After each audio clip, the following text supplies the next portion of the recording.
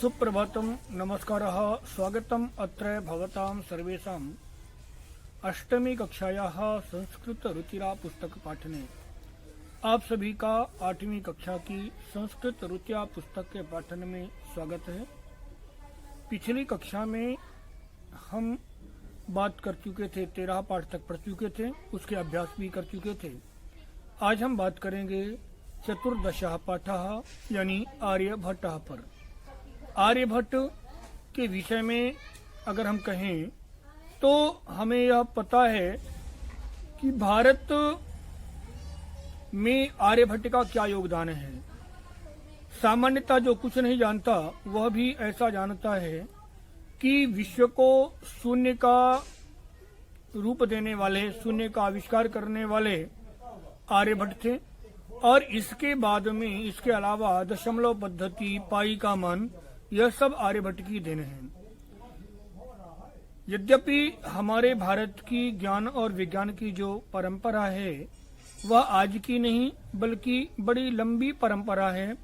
हमेशा से भारत ज्ञान और विज्ञान से संपन्न रहा है। और यद्यपि ऐसा कहा जाता है कि शून्य का आविष्कार आर्यभट्ट ने किया, लेकिन आर्यभट्ट का जो जन्म है आज से अगर हम कहें तो लगभग 1600 वर्ष पहले का है। सन 472 के आसपास आर्यभट्ट का जन्म बताया जाता है, जबकि हमारे यहाँ शास्त्र वेदों में बात करें तो वेदों में सहस्त्र शीर्षा पुरुषा की बात आती है। माने एक देवता हैं जिनके हजारों हजार हाथ हैं, हजारों हाथ, हजारों आंख, हजारों सिर। अब यहाँ समझने की बात यह है कि यदि 10 के आगे गिनती नहीं बढ़ती, यदि शून्य का आविष्कार नहीं हुआ, तो गिनती हमारी 1000 तक कैसे पहुंची। इसलिए हमें इस बात को थोड़ा सा मनन करना चाहिए, सुनना सबकी चाहिए और समझना अपने दिमाग से चाहिए। हमें इस बात को ध्यान में रखना चाहिए। कहते हैं कि कुछ जानने के लिए आदमी को अपने आंख, कान और दिमाग खुला रखना चाहिए। जब हम अपने दिमाग को खोलकर देखते हैं तो जो हमारी देश की ज्ञान और विज्ञान की परंपरा है वह आज की नहीं, हजारों लाखों वर्ष पुरानी है। जब दुनिया के लोग कपड़े पहनना नहीं जानते थे, जब दुनिया के लोग नंगे घुमा करते थे, उस समय हमारे भारत में वेद लिखे गए। लोग कहते हैं कि हमारे पूर्वज बंदर थे। मैं ये कहा करता हूँ कि आपके पूर्वज बंदर रहे होंगे, हो सकता है, परंतु हमारे पूर्वज ऋषि मुनि थे। और वह ऋषि जो विश्व को वेद का ज्ञान देते थे। तो ऐसे ही ज्ञान विज्ञान की परंपरा में एक नाम आता है आर्यभट्ट का। हमारे यहाँ ज्योतिष के 2 परंपराएं थी। एक थी जो अभी भी है, एक गणित परंपरा है, गणित ज्योतिष है, और दूसरा फलित ज्योतिष है। आर्यभट्ट गणित ज्योतिष में विश्वास करते थे। आर्यभट्ट का फलित ज्योतिष में विश्वास नहीं था और इसलिए उन्होंने अपने ज्योतिष के आधार पर ही यह बताया था कि पृथ्वी जो है तो स्थिर नहीं है, पृथ्वी घूमती है। ज्ञान परंपरा रही है वह आर्यभट्ट से भी पहले की है, परंतु आर्यभट्ट पहले व्यक्ति हैं जिन्होंने यह बताया था कि पृथ्वी स्थिर नहीं है, पृथ्वी घूमती है, जबकि सूर्य स्थिर है। और उन्होंने अपना तर्क दिया था कि जिस प्रकार से किसी वाहन में बैठा हुआ व्यक्ति जब वाहन चलता है तो उसको लगता है कि बाकी के जो पेड़ पौधे इत्यादि हैं वह सब पीछे जा रहे हैं और हम स्थिर हैं, जबकि वास्तविकता क्या होती है कि वाहन में बैठा हुआ व्यक्ति चल रहा होता है, वह स्थिर नहीं होता। पेड़ पौधे जो स्थिर हैं वह उसको चलते हुए दिखाई देते हैं, ऐसा भ्रम होता है। वैसे ही पृथ्वी हमारी स्थिर है नहीं है, सूर्य स्थिर है, किंतु हम पृथ्वी में रह रहे हैं और इसलिए पृथ्वी में रहने के कारण हमको पृथ्वी जो है तो अचल दिखाई देती है, जबकि सूर्य, चंद्रमा इत्यादि जो बाकी के ग्रह हैं वह सभी चलते हुए दिखाई देते हैं। अब आर्यभट्ट को समझने के लिए थोड़ा सा हम लोग बात करेंगे, स्क्रीन के माध्यम से पाठ को समझेंगे और फिर हम लोग आगे बढ़ेंगे। तो चलते हैं स्क्रीन की तरफ। चतुर्दशः पाठः आर्यभट्टः। पाठ कहता है, आर्यभट्ट भारत की अमूल्य निधि है, ज्ञान और विज्ञान की सुदीर्घ परंपरा। इस परंपरा को संपोषित किया है प्रबुद्ध मनीषियों ने। इन्हीं मनीषियों में अग्रगण्य थे आर्यभट्ट। दशमलव पद्धति आदि के प्रारंभिक प्रयोक्ता आर्यभट्ट ने गणित को नई दिशा दी। इन्हें एवं इनके प्रवर्तित सिद्धांतों को तात्कालिक रूढ़िवादियों का विरोध झेलना पड़ा। वस्तुतः गणित को विज्ञान बनाने वाले तथा गणितीय पद्धति के द्वारा आकाशीय पिंडों की गति का प्रवर्तन करने वाले ये प्रथम आचार्य थे। आचार्य आर्यभट्ट के इसी वैदुष्य का उद्घाटन इस पाठ में किया गया है। कहता है, पूर्व दिशायाम उदेति सूर्यः पश्चिम दिशायां च अस्तं गच्छति इति दृश्यते हि लोके। सूर्यः पूर्व दिशायां उदेति पश्चिम दिशायां च अस्तं गच्छति। सूर्य पूर्व दिशा में उगता है और पश्चिम में डूबता है, ऐसा हम संसार में देखते हैं। परम किंतु न अनेन अवबोध्यमस्ति यत् सूर्यो गतिशीलः।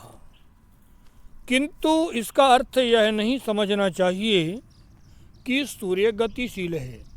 हम देखते हैं कि सूर्य पूर्व में उगा और पश्चिम में डूबा, किंतु इसका अर्थ यह नहीं माने कि सूर्य गतिशील है, सूर्य चलता है। कहता है, सूर्योचलः सूर्यः अचलः। सूर्य अचल है, अचल यानी जो नहीं चले, स्थिर। तो सूर्य स्थिर है, पृथ्वी चला और पृथ्वी अस्थिर है। या स्वकीय अक्षे घूर्णाति, जो स्वयं के अक्ष में यानी स्वयं की धुरी में घूमती रहती है। इति सांप्रतम सुस्थापितः सिद्धांतः। यह आजकल स्थापित सिद्धांत है, अर्थात इस सिद्धांत को अब सभी मानते हैं। सिद्धांतोऽयं प्राथम्येन येन प्रवर्तितः स आसीत् महान गणितज्ञः ज्योतिर्विच्च आर्यभट्टः। यह सिद्धांत सबसे पहले जिसने प्रतिपादित किया वह थे महान गणितज्ञ और ज्योतिर्विद आर्यभट्ट। पृथ्वी स्थिरा वर्तते इति परंपरया प्रचलिता रूढ़िः तेन प्रत्यादिष्टा। पृथ्वी स्थिर है, ऐसी परंपरा से रूढ़ी चली आ रही थी। लोग ऐसा हमेशा से मानते चले आ रहे थे और उस हमेशा से चली आ रही रूढ़ी, हमेशा से माने जा रहे सिद्धांत को सबसे पहले इन्होंने प्रत्यादिष्टा, इनका विरोध किया। इन रूढ़ियों का विरोध सबसे पहले आर्यभट्ट ने किया। और क्या कहा? तेन उदाहृतम, उनके द्वारा उदाहरण दिया गया, यत् गतिशीलायां नौकायां उपविष्टः मानवः नौकां स्थिराम् अनुभवति। अन्यान च पदार्थान गतिशीलाम अवगच्छति। तो कहता है, उन्होंने उदाहरण दिया कि जिस प्रकार से नाव में बैठा हुआ व्यक्ति नाव को स्थिर समझता है और जो वृक्ष इत्यादि हैं उनको गतिशील समझता है, या यूँ समझें कि जब हम वाहन में बैठे होते हैं रेल इत्यादि में, तो हमको लगता है कि हम वहीं बैठे हुए हैं और वृक्ष इत्यादि मार्ग इत्यादि सब पीछे जा रहे हैं। तो ऐसा लगता है कि यह सब गतिशील हैं जबकि हम स्थिर हैं, लेकिन वास्तव में हम गतिशील होते हैं वाहन के साथ में और वह सभी वस्तुएं स्थिर रहती हैं। तो एवमेव गतिशीलायां पृथिव्याम् अवस्थितः मानवः पृथ्वीं स्थिराम् अनुभवति सूर्यादिग्रहान् च गतिशीलान् वेत्ति। एवमेव इसी प्रकार से गतिशीलायां पृथिव्यां गतिशील पृथ्वी में अवस्थितः मानवः रहने वाला मनुष्य पृथ्वीं स्थिराम् अनुभवति, पृथ्वी को स्थिर समझता है, पृथ्वी को स्थिर अनुभव करता है, जबकि सूर्य इत्यादि ग्रहों को गतिशील समझता है। पुनः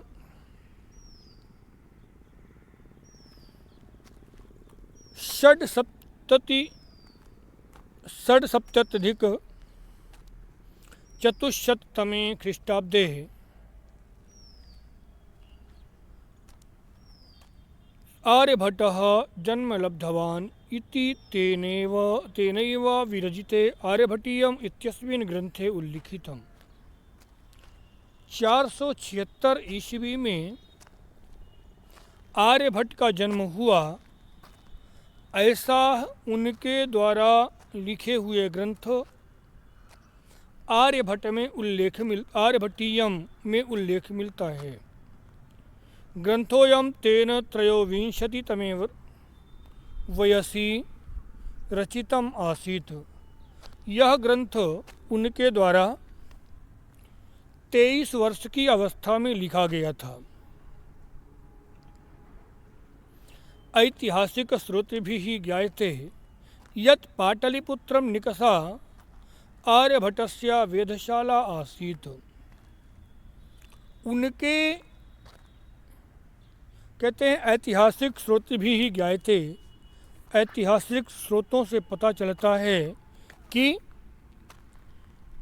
पाटलिपुत्रम निकषा, पाटलिपुत्र के पास आर्यभट्टस्य वेधशाला आसीत्। आर्यभट्ट की वेधशाला यानी प्रयोगशाला थी। अनेन इदम अनुमीयते यत् तस्य कर्मभूमिः पाटलिपुत्रमेवासीत्। और इससे ऐसा अनुमान लगाया जा सकता है कि उनकी कर्मभूमि निश्चित ही पाटलिपुत्र रही होगी।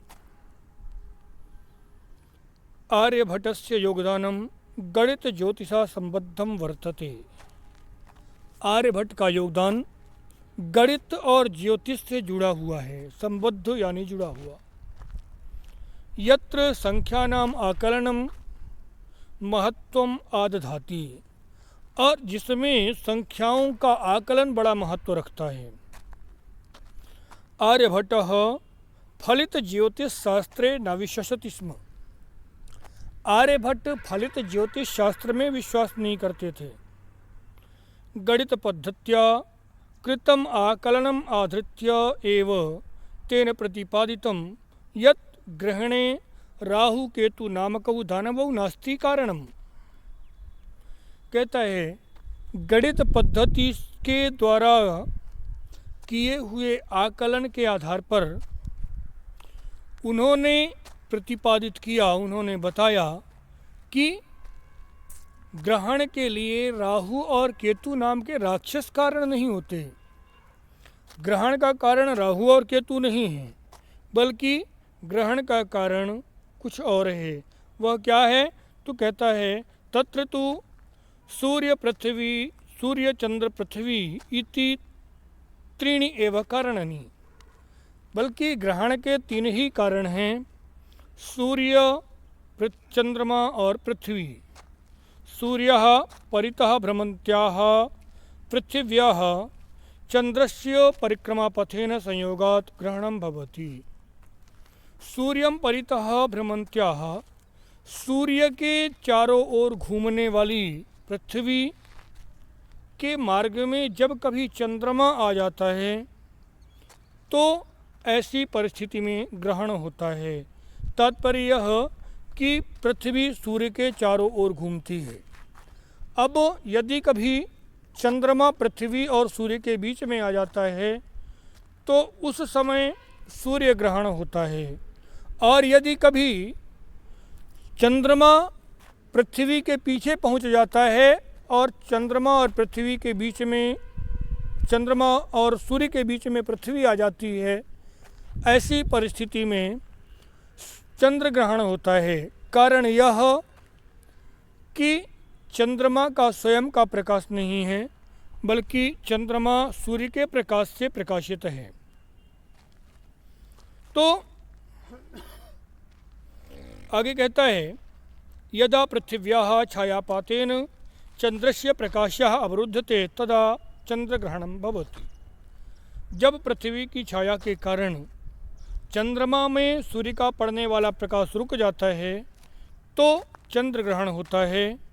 तथैव पृथ्वी सूर्ययोः मध्ये समागतस्य चंद्रस्य छायापातेन सूर्यग्रहणं भवति। उसी प्रकार से पृथ्वी और सूर्य के बीच में चंद्रमा के आ जाने पर सूर्य ग्रहण दिखाई देता है। समाजे नूतनानां विचाराणां स्वीकरणे प्रायः सामान्यजनाः काठिन्यम अनुभवन्ति। समाज में नए विचारों को स्वीकार करने में सामान्यतः लोग कठिनाई का अनुभव करते हैं। भारतीय ज्योतिष शास्त्रे तथैव आर्यभट्टस्यापि विरोधः अभवत्। और इसी प्रकार से भारतीय ज्योतिष शास्त्र में आर्यभट्ट का विरोध हुआ। पुनः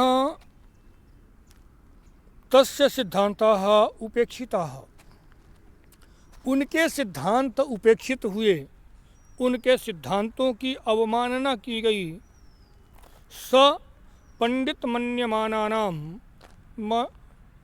उपहास पात्रम जातः, वह अपने आप को पंडित समझने वाले लोगों के उपहास का पात्र बने। पुनरपि तस्य दृष्टि ही कालातिगामिनी दृष्टा, किंतु इसके बावजूद उसकी जो दृष्टि थी वह कालातिगामिनी थी। कालातिगामिनी मतलब समय आने पर वह अपना प्रभाव दिखाने वाली थी। आधुनिकैः वैज्ञानिकैः तस्मिन् तस्य सिद्धान्ते समादरः प्रकटितः। अस्मात् कारणात् अस्माकं प्रथमोपग्रहस्य नाम आर्यभट्ट इति कृतम्।